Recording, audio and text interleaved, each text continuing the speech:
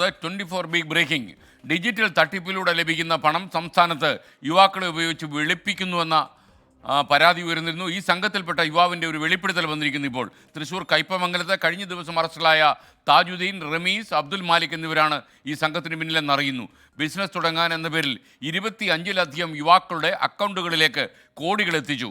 Account ഉടമകളായ യുവാക്കൾക്ക് 5000 രൂപ commission ലഭിച്ചുവെന്നാണ് വെളിപ്പെടുത്തൽ.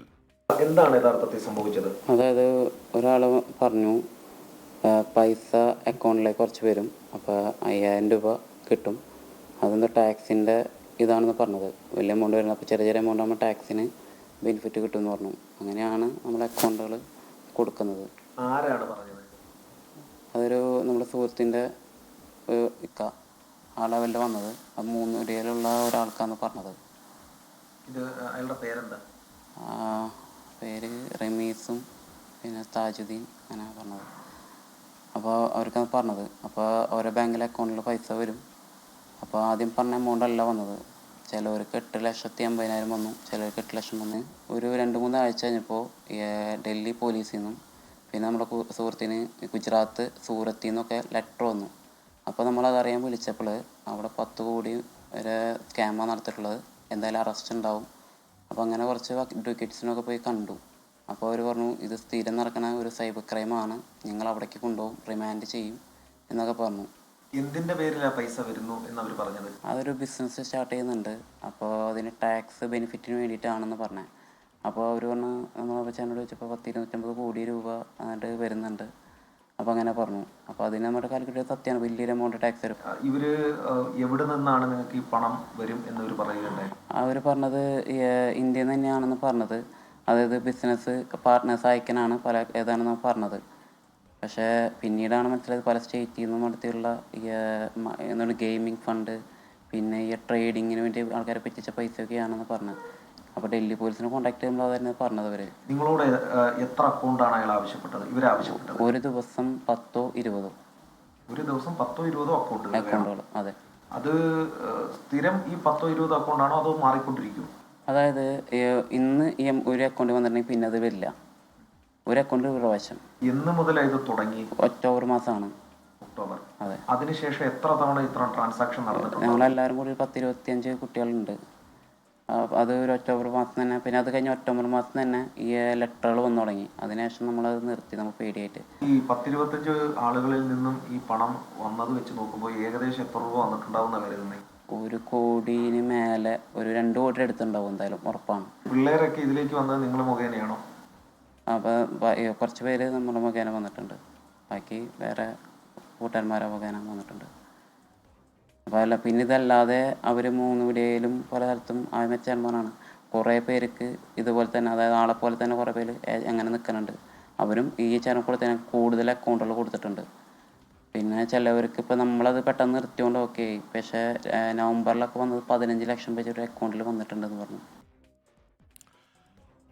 വളരെ പ്രധാനപ്പെട്ട ഒരു വെളിപ്പെടുത്തലാണ് ഇയാൾ നടത്തിയിരിക്കുന്നത്. ശ്രീകാന്ത് കൊച്ചിയിൽ നിന്ന് വിവരങ്ങളുമായി ചേരുന്നു. Sreekanth, good morning.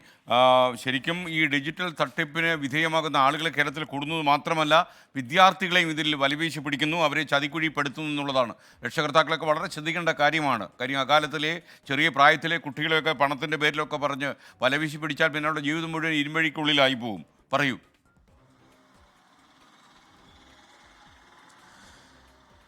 നമ്മൾ കുറച്ചധികം കാലമായി കേൾക്കുന്നതാണ് ഡിജിറ്റൽ തട്ടിപ്പുകൾ നടക്കുന്നു, ആളുകളെ പറ്റിക്കുന്നു എന്നുള്ളത്. പക്ഷേ ഇതിപ്പോൾ ഒരു പുതിയ ട്രെൻഡ് വന്നിട്ടുള്ളത്, ഡിജിറ്റൽ തട്ടിപ്പിലൂടെ വിവിധയിടങ്ങളിൽ തട്ടിച്ചെടുത്ത പണം അത് പല ATM-ലൂടെ, പല അക്കൗണ്ടുകളിലൂടെ കയറ്റി ഇറക്കി അത് വെളുപ്പിച്ചെടുത്ത് കൊണ്ടുപോകുന്ന ഹവാല നെറ്റ്വർക്ക് പ്രവർത്തിക്കുന്നു എന്നുള്ളതാണ് ഇതിലെ ഏറ്റവും പ്രധാനപ്പെട്ട കാര്യം. അതിനു പിന്നിൽ വിദ്യാർത്ഥികളെ അടക്കം, യുവാക്കളെ അടക്കം ഉപയോഗിക്കുന്നു എന്നുള്ള കാര്യം കൂടി ഇപ്പോൾ കേൾക്കുമ്പോൾ ഞെട്ടിക്കുന്ന കാര്യം എന്നല്ലാതെ SKN പറയാൻ കഴിയില്ല. ഇതാദ്യമായാണ് ഈ ഇത്തരം സംഭവങ്ങൾ റിപ്പോർട്ട് ചെയ്യപ്പെട്ടതിന് ശേഷം ഇതാദ്യമായി ഒരു മാധ്യമത്തിന് ആ സംഘത്തിൽപ്പെട്ട ഒരാൾ തന്നെ ഈ വെളിപ്പെടുത്തൽ നടത്തുന്നു, അല്ലെങ്കിൽ സംസാരിക്കാൻ തയ്യാറാകുന്നു എന്നുള്ളതും ഇപ്പോൾ നമ്മുടെ ചാനലിലൂടെയാണ്, 24ലൂടെയാണ് ഈ കാര്യങ്ങൾ പുറത്തു വരുന്നത്. ഇതിനു മുൻപ് നമ്മൾ കേട്ടിട്ടുണ്ട് ഇങ്ങനെ നടക്കാറുണ്ട്, മോഡസ് ഓപ്പറണ്ടി ഇങ്ങനെയാണ് എന്നൊക്കെ. പക്ഷെ അതിലൊക്കെ എത്രത്തോളം വസ്തുതയുണ്ട് എന്നുള്ള കാര്യത്തിൽ സംശയമായിരുന്നു. ഇത് ആദ്യമായി ആ സംഘത്തിൽ അകപ്പെട്ട ഒരാൾ വെളിച്ചത്തേക്ക് വരുന്നു, ഒരു മാധ്യമത്തോട് ഇക്കാര്യം പറയുന്നു. അയാൾ 24-ലൂടെയാണ് ഇപ്പോൾ ഇക്കാര്യം പറയുന്നത്. ഇതിൽ നമ്മൾ മനസ്സിലാക്കേണ്ട ഒരു കാര്യം, തൃശൂർ ജില്ലയിലെ ഒരു ഭാഗത്തെ 3 പേർ മാത്രമാണ്, ഏജന്റുമാരിൽ 3 പേർ മാത്രമാണ് ഇപ്പോൾ കുടുങ്ങിയിട്ടുള്ളത്. കേരളത്തിൽ അങ്ങോളം ഇങ്ങോളം ഈ നെറ്റ്വർക്ക്, ഡിജിറ്റൽ ഹവാല നെറ്റ്വർക്ക് വ്യാപകമാണ് എന്നുള്ളതാണ് ഇവർ പറയുന്നത്. ഈ യുവാവ് നമ്മളോട് പറഞ്ഞത് അയാൾക്ക് തന്നെ അറിയാവുന്ന പല നെറ്റ്വർക്കുകളുമുണ്ട്, പല ഏജന്റുമാരുമുണ്ട്. ഇതിപ്പോൾ അയാളെ ഉൾപ്പെടുത്തിയ ആ ഏജന്റുമാരെ മാത്രമാണ് അയാൾ നമുക്ക് മുന്നിൽ തുറന്നു കാട്ടിയിട്ടുള്ളത്. എസ്കേൻ, അയാൾ പറഞ്ഞ കഥകൾ ഇപ്പോൾ നമ്മൾ കേട്ടതാണ്. അതിൽ അയാൾ ചൂണ്ടിക്കാണിക്കുന്ന കാര്യം ഇങ്ങനെയാണ്: യുവാക്കളെ വാട്സപ്പ് ഗ്രൂപ്പ്, സെമി ബാങ്ക് എന്ന വാട്സപ്പ് ഗ്രൂപ്പ് രൂപീകരിച്ചാണ് ഇയാൾ ഇത്തരത്തിൽ ഈ 3 പേർ തൃശ്ശൂരിലെ ഈ ഗ്യാങ് സംഘടിപ്പിക്കുകയുണ്ടായത്. കോടികളുടെ ഹവാല ഇടപാട്, ഡിജിറ്റൽ ഹവാല ഇടപാട് ഈ ഗ്രൂപ്പ് വഴി നടന്നിട്ടുണ്ട് എന്ന് പറയുന്നു.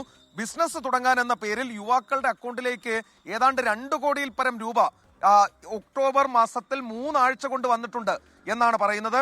8 ലക്ഷം മുതൽ 15 ലക്ഷം രൂപ വരെയാണ് വിവിധ അക്കൗണ്ടുകളിൽ എത്തിയത്.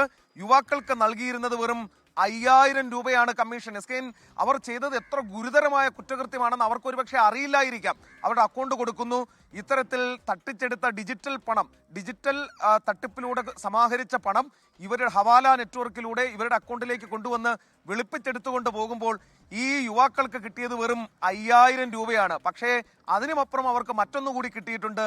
വലിയ സൈബർ കുറ്റകൃത്യം അവർ ചെയ്തു. 90 ദിവസത്തോളം ജയിലിൽ കിടക്കേണ്ടി വരും, 7 കൊല്ലത്തോളം ശിക്ഷ അനുഭവിക്കേണ്ടി വരും. ആ കുടുംബങ്ങളോ ഈ വിദ്യാർത്ഥികളോ ഈ യുവാക്കളോ ഇതൊന്നും അറിയുന്നില്ല എന്നുള്ളതാണ് വസ്തുത. ചെക്ക് ഉപയോഗിച്ചാണ് സാധാരണഗതിയിൽ ഈ പണം പിൻവലിച്ചിരുന്നത്. പണം എത്തിയിരുന്നത് ഉത്തരേന്ത്യയിൽ നിന്നാണ് എന്നിവർ പറയുന്നുണ്ട്. 10 കോടിയിലധികം രൂപയെങ്കിലും പല സ്ഥലങ്ങളിലായി ഈ ഏജന്റുമാർക്ക് മാത്രം വന്നിട്ടുണ്ടാകും. സംസ്ഥാനത്തെ മറ്റിടങ്ങളിലെ കൂടി കണക്കിലാക്കുമ്പോൾ എസ്കേൻ, അതൊരു വലിയ സമാന്തര സമ്പദ് വ്യവസ്ഥ തന്നെയാകും എന്നുള്ളതാണ് വസ്തുത. ഒക്ടോബർ മാസത്തിലാണ് ഇടപെടൽ നടന്നത്.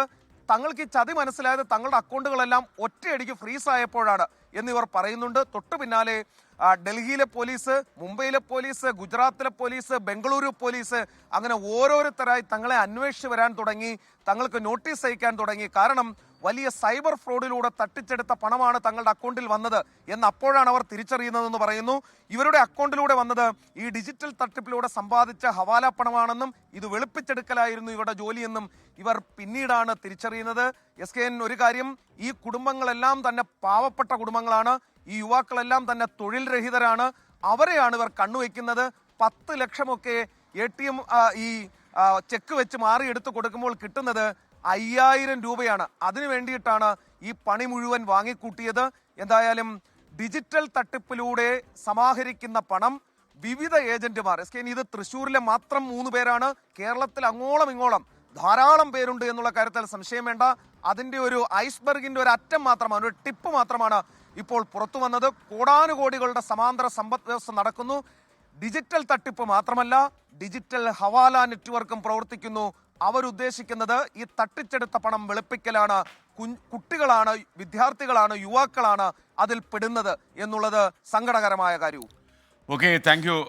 ശ്രീകാന്താണ് വിവരങ്ങൾ നൽകി.